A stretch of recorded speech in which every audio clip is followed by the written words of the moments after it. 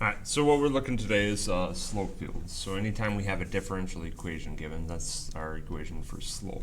So we should be able to get a general idea of what the graph looks like going through different points. So let's start off easy here. We have a differential given, just equal to y. So when we start picking out coordinates, so let's go 1, 1 first. So 1, 1, what's the y value? That's what we're looking for. So at 1, 1, we have a slope of 1. So we're just drawing our little slope line. And then if we go to 2, 1,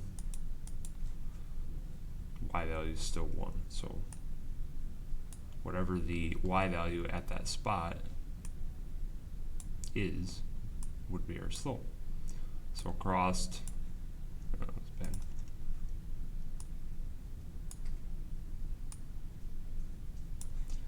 when y equals 1, slope is 1. When y equals 2, our slope is 2. So we draw a line a little bit more steep through here. So for all the coordinates given, we have a slope of 2. Down here we have a slope of 0. That's our y value 0. So we just have lines with slope of 0. Then we move down to -1, and we have slopes of -1. So on and so forth.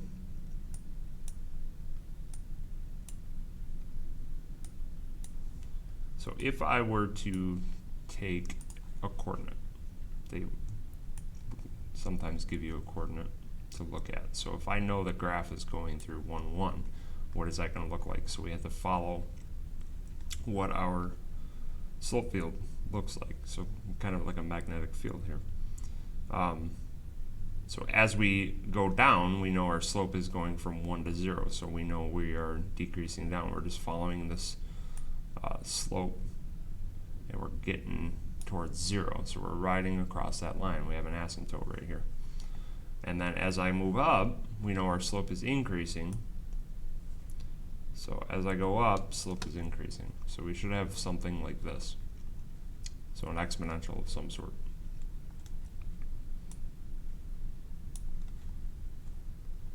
So let's go ahead and take a look at another example here. So 1 over x is our slope. So we need to think about our x values. So x, so at 0, 0, let's think about that. So that would be undefined. So 1 over 0. X value is 1, 1 over 1, we have a slope of 1 right there.